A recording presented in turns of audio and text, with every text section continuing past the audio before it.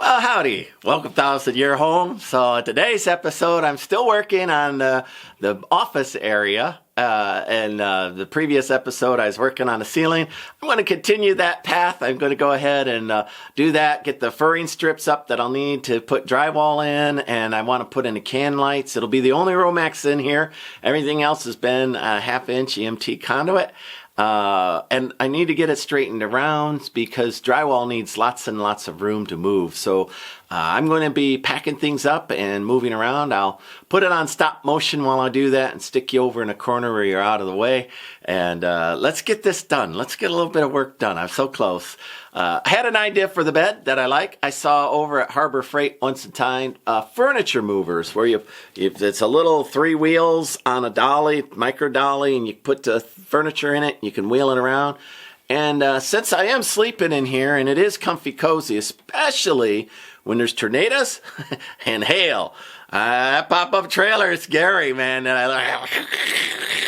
And when you live in a pop-up trailer, you live in the atmosphere. And then, of course, in the morning, if it's been a big rain day, you're not dry. And it's Connex, the little pop-up camper that I'm in, that needed to be, really, I should have bought an RV. And I looked at them, but it is what it is, and I'm roughing it, and I'm an old cowboy, so what do I kind of like the man up. I like being in the moment.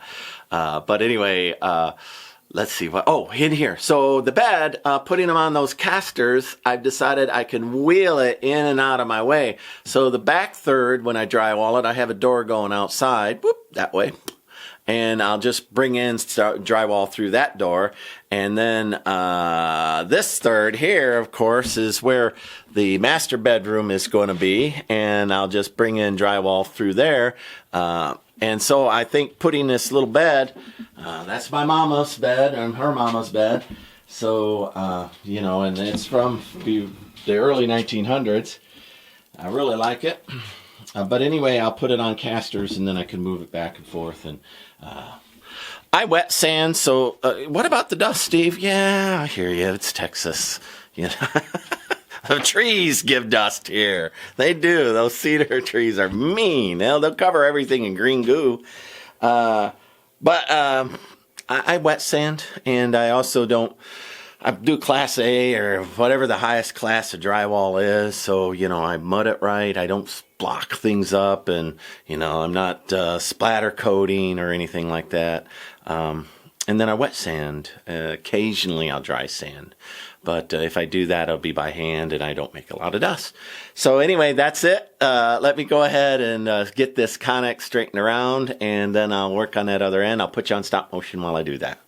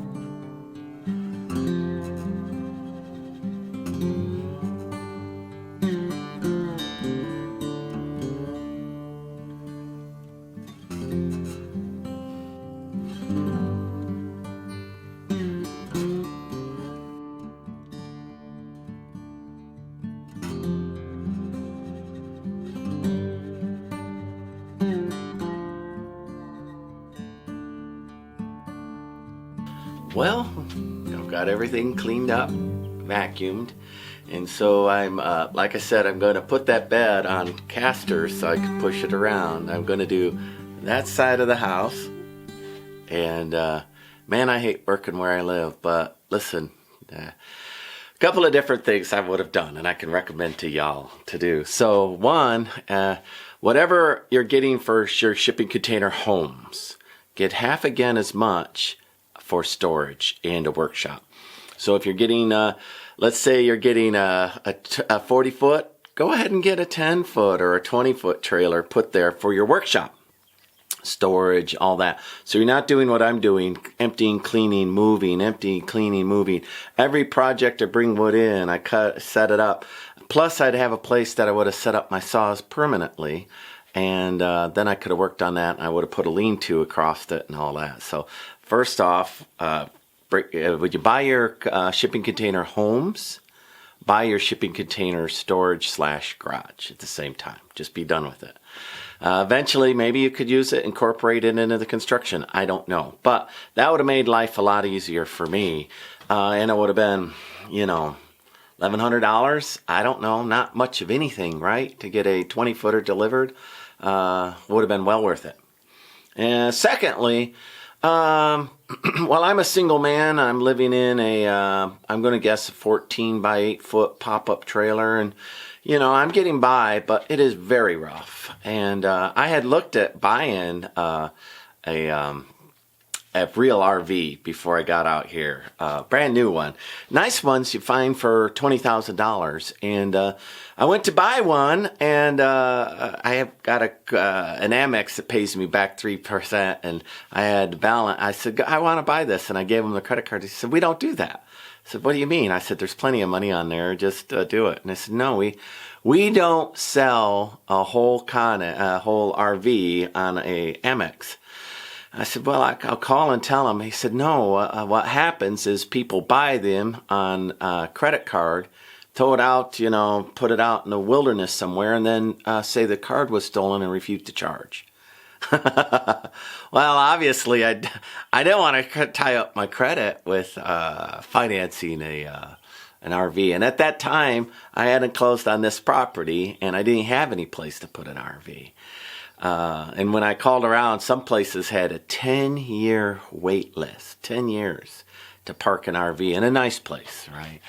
So anyway, long story short, if you do buy a piece of land, just go ahead and get an RV and just put it out there. And you don't have to be stubborn like me, and since I couldn't finance it the way I wanted and get the 3% back and, all of that, I could have done it different if I had wanted.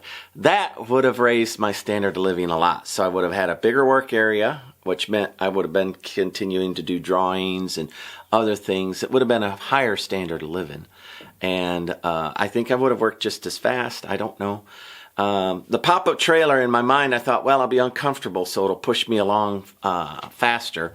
And I can't work any faster than I do. The heat, humidity, plus I live a life, right? I've got a full-time job. I'm always out doing stuff. So just be comfortable. Get yourself a nice RV, not a junk RV. Don't punish yourself. The pop-up trailer is sweet, and I do really like it. And be perfect for, vacation or parking it on the South Padre Island beach and just watching the sunset. But very hard to live in it for a long period of time like I'm doing. And it hasn't provoked me to work any harder, any faster. It's just made my standard of living a little worse. So those two things. Buy the garage at the same time. So half again as much as you need. If you're putting in 2 40-foots, get an extra 40-foot. Stick it out there for storage. You will thank me later. And I wish I would have done that. And then the other thing is, if you're going to be building, don't try to live in the shipping container while you build. I know you think you're saving money. You're not, because I have got to move before I do any major project and clean out this. And I'm guarding it. Like, I'm not filling it up with stuff. I'm guarding it. And every time I do, I have to move. So today's project will be to turn the bed, and then I'll go, once I get into town, I'll buy some casters from Harbor Freight and stick them under there so I can push the bed anywhere I want while I'm drywalling. Those two things are helpful. So let me get this bed moved. Hold on, everybody. Somebody has something to say here. Hank, what's going on? Huh? You just Drop it in to say howdy. I fed you not too long ago. It is right now 4:20. Oops. It is right now 4:20, and you eat, young man, at 5 o'clock. So you got 40 minutes, buddy. 40.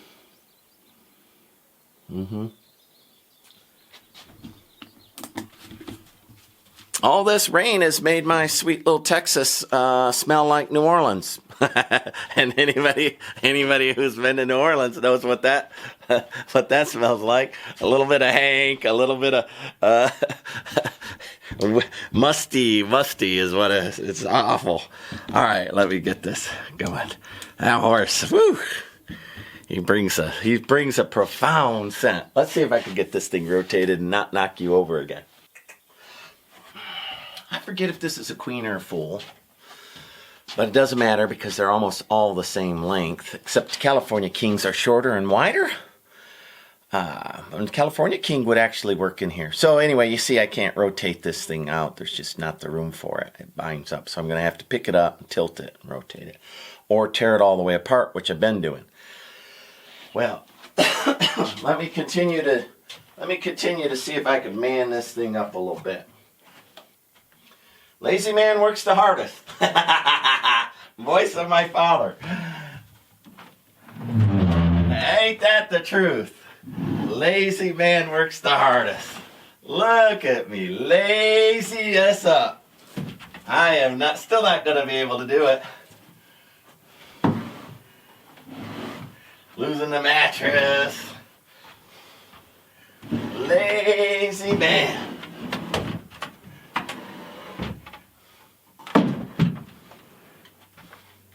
Lazy man.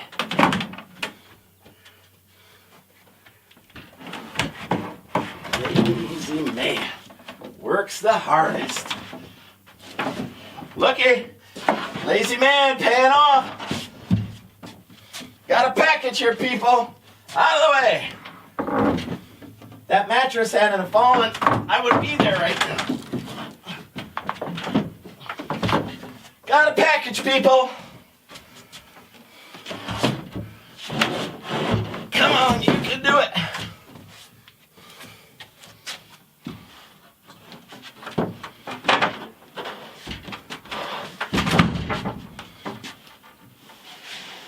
Lazy man. Woo-wee. Oh, my dad would be proud of all that lazy. That was so much lazy. I'm stunned myself. I'm not done being lazy. I still got to set it back up. Man, that is, wow, powerful lazy. Powerful lazy. Sometimes doing things all by yourself, well, a wee bit on the difficult side. Powerful lazy.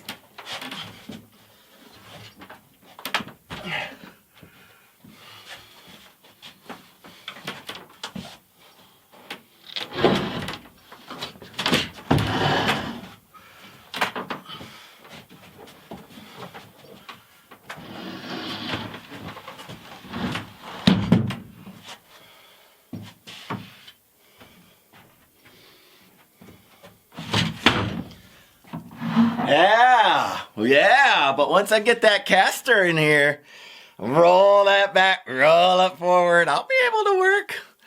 I'm going to win this battle of laziness. Kind of embarrassed. Kind of embarrassed.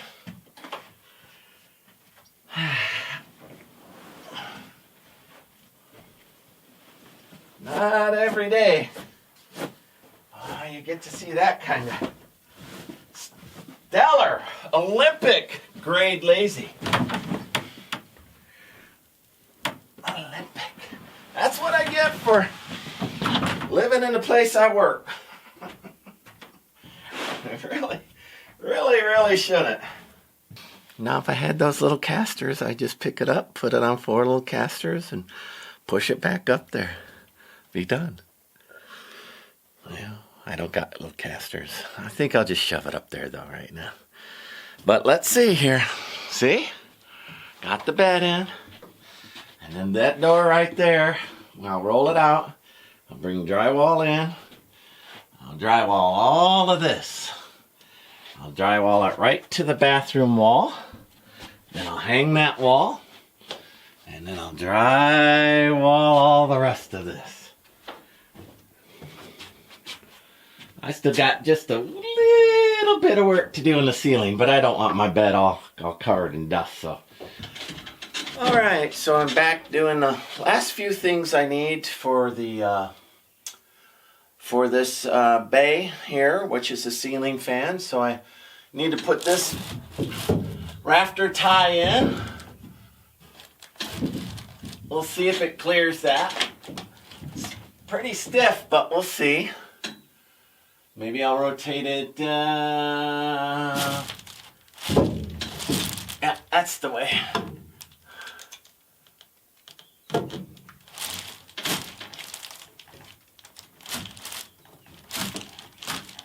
Done. Almost. You can do it.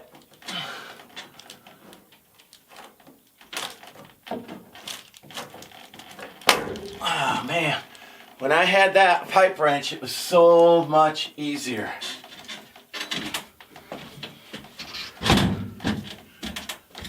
All right.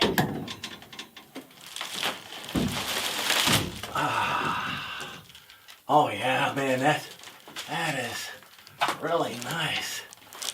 Really nice. All right. I was worried I'd have to cut a notch in there, but you can see it fit right down through that groove, just like I planned. Now I can tighten everything up. Finish doing quality check on the conduit. And then, you know, for that, I'll end up putting more boards in to reinforce it. But I like it the way it is. So, doing real good. I'll shoot some boards across the top there. Reinforce that along the side, too. Excellent. So I'm doing quality control as I go. So, you know, you tell yourself, oh, I'll remember that fitting's missing or that nut's missing. If you go back a few episodes here while doing the installation, you'll see that somebody shipped me a bunch of these without the little nut. And so I found a little nut. But now I forgot what junction boxes are just sitting there, right? So I'm going through and doing quality control, putting on the missing nut. But those are the kind of things, right, that slow you down in construction. It's stupid. It's really stupid, but, and these don't even fit real good. They're kind of loose and yucky, but, you know, I'll tighten them down. They won't go anywhere. So I found the junction box missing 2, so I remember I was missing 3. So there's someplace else in this whole Conex where there's a junction box with just a connector sitting in there loose, and I'll have to track it down and torque it down. All right, so quality control time. I figured it out. I found two out of the 3 so far. Now I just need the last one.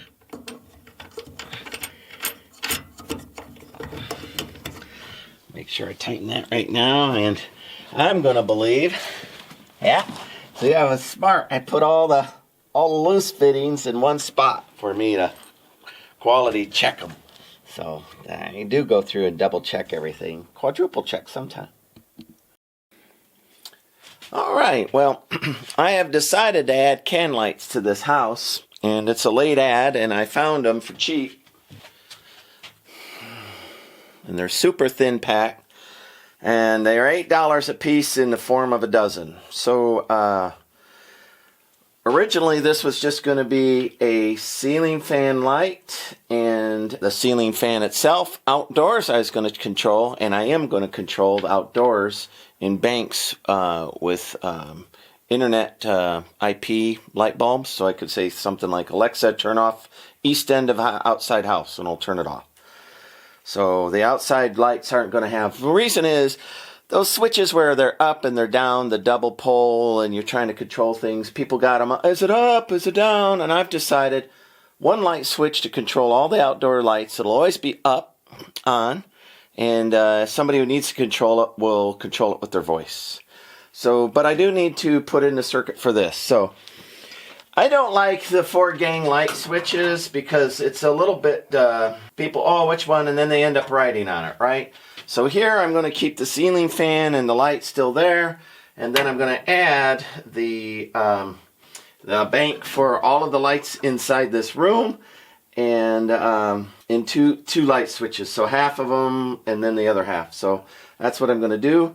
And I'm leaving enough room around them that I can cut in a light switch and have a little strip there. So, I'll go up like that. Just artistically, you'll be able to tell that. Let me put that up a little bit. That I could run drywall in there. So the lights boxes will be like that. All right, let me get that set up.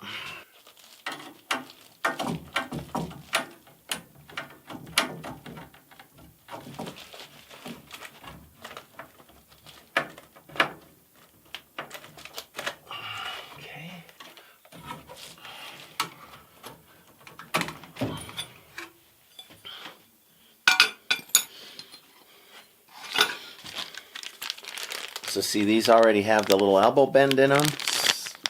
There you go. So I now don't have to bend something that short. Would be super hard for me to bend. Yep.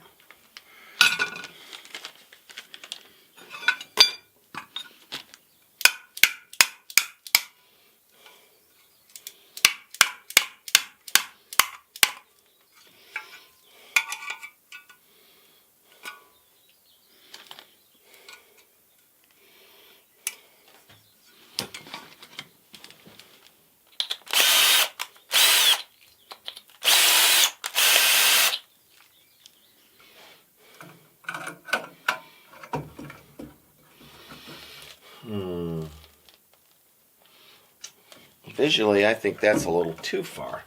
Let me cut a little more off of this. I'll look and see if I got a shorter pipe than that.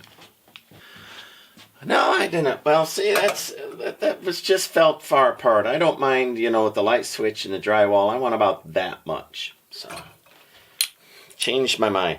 I was going to say, one nice thing about building a house is, like I added the lights late, right? Like I saw them on deal, and I said, the house is pretty bright anyway, but sometimes I want to light that up. I said, like a Christmas tree, looking for something, let's say. Needle in a haystack. But you can't do that when you're under contract with somebody else. I mean, the deal is the deal, right? And they'll do it, but they'll do it a couple of times, and then they'll put their foot down.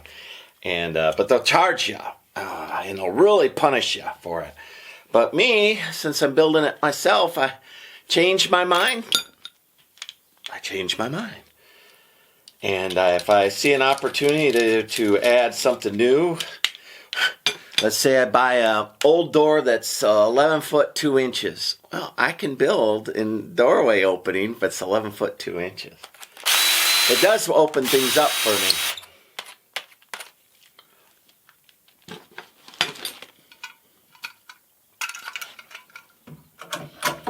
There we go. I like that. Y'all like that? Everybody likes that. Everybody likes that. All right, let's see. They say that they're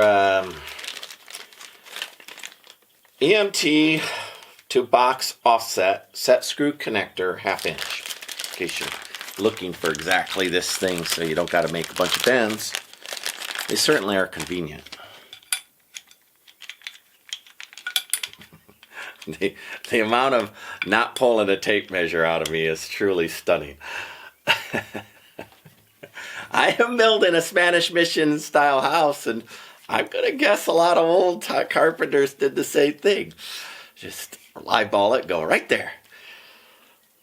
I saw a welder today that welded an axle on one YouTube channel, Matt's Off-Road. I watch a lot of YouTube. I don't watch much TV. I watch a lot of YouTube. And Matt's Off-Road, and they welded an axle onto their Jeep. Grand Cherokee is what I'm going to guess their Jeep is. And